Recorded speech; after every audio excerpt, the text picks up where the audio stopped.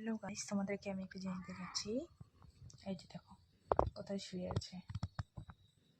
এই আবার কোথায় উঠিস? কোথায় উঠবি তুই আবার? কোথায় উঠবি তুই আবার?